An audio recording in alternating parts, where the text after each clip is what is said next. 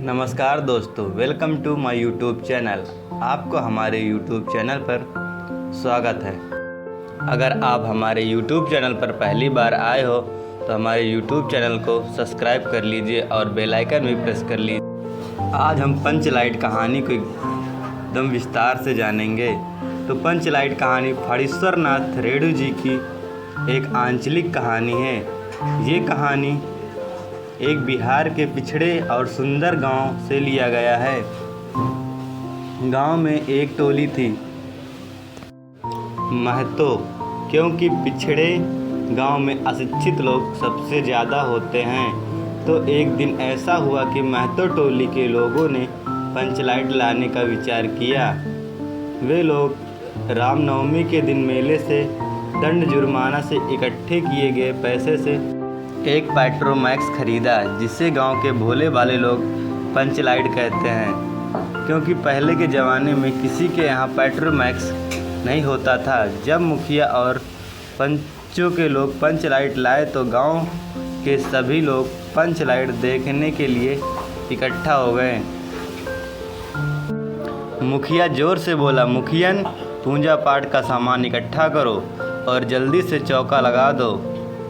सभी बहुत उत्साहित थे। अगर दोस्तों हमारी वीडियो आपको पसंद आ रही हो तो हमारे YouTube चैनल अभिराज ब्लॉग को सब्सक्राइब कर लीजिए और बेल आइकन भी प्रेस कर लीजिए, ताकि आने वाली लेटेस्ट वीडियो की नोटिफिकेशन सबसे पहले आप तक पहुंचे। तो पंचों में से एक व्यक्ति बोला कि दुकानदार पंचलाइट का बॉक्स नहीं दे रहा था, तो हमने सीधे सीधे कह दिया कि अगर आप बॉक्स नहीं दोगे तो हम पंचलाइट ले कैसे जाएंगे।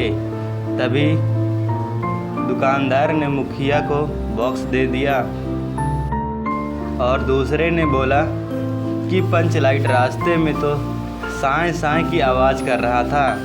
यह सुनकर सभी बच्चे हंसने लगे। परंतु समस्या यह थी कि पंचलाइट जलाएगा कौन, क्योंकि गांव के सीधे साधे लोग पेट्रोमैक्स जलाना नहीं जानते थे। महतो टोली में गोधन भी था। गोधन गुलरी काकी की बेटी मुनरी से प्रेम करता था। गुलरी काकी ने गोधन की पंचों से शिकायत कर दी कि गोधन मेरे घर के सामने से मेरी बेटी को देखकर सनम सनम वाला गाना गाता है। इसी बात से पंचों ने गोधन का हुक्का पानी बंद कर दिया। गोधन पंचलाइट जला सकता है, यह बात मुनरी को पता थी।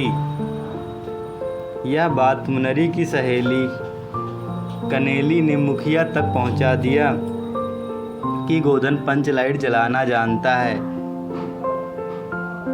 क्योंकि पंचलाइट न जलने के वजह से पंडिताना टोली के लोग महतो टोली के लोगों का मजाक उड़ा रहे थे और बोल रहे थे ये लोग पंचलाइट ही जलाना नहीं जानते और लालटेन जलाना बोल रहे हैं। यह बात उनमें से एक बूढ़े ने आकर मुखिया को बताई। तब मुखिया ने कहा कि अगर हमारे पंचों की इज्जत ही सब उड़ा रहे हैं तो क्या फ़ायदा। फिर मुखिया ने गोधन को बुलाने के लिए छड़ीदार को भेजा। तब गोधन ने आने से मना कर दिया। गोधन ने कहा, मैं पंचलाइट नहीं जलाऊंगा। नई नोखे की चीज़ कहीं कुछ हो गया तो कौन जुर्माना देगा। यह बात छड़ीदार ने आकर मुखिया से बताई।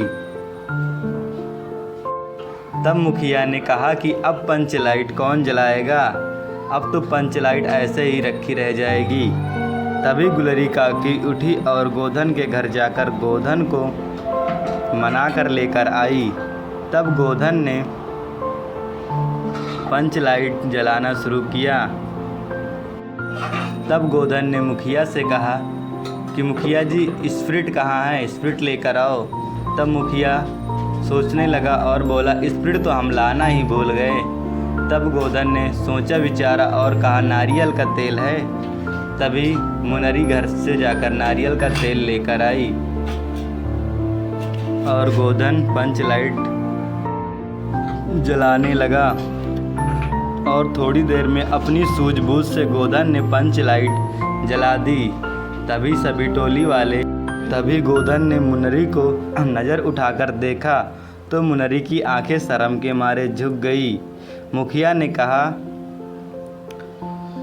ये क्या लिखा है? तब मुखिया ने कहा, बस गोधन, आज तुमने अपनी टोली की इज्जत बचाई। गुलरी काकी ने कहा, बेटा खाना खा कर जाना। तभी मुनरी ने एक नज़र गोधन को देखा और शर्म के मारे घर के अंदर चली गई। तभी सभी कीर्तनिया भजन और कीर्तन करने लगे और इस कहानी का सारांश यहीं से ख़त्म होता है। अगर दोस्तों सभी लोग पंच लाइट की रोशनी में रात भर कीर्तन भजन किया और खूब नाचे घूमे, वीडियो का सारांश ख़त्म होता है। अगर वीडियो आपको पसंद आई हो दोस्तों तो हमारे YouTube चैनल अभिराज ब्लॉग को प्लीज़ सब्सक्राइब कर लीजिए और बेल आइकन भी प्रेस कर लीजिए ताकि आने वाली सभी लेटेस्ट वीडियो के नोटिफिकेशन आप तक सबसे पहले पहुँचे। तो मिलते हैं किसी नेक्स्ट टॉपिक में नेक्स्ट वीडियो की तरफ। तब तक के लिए बाय बाय।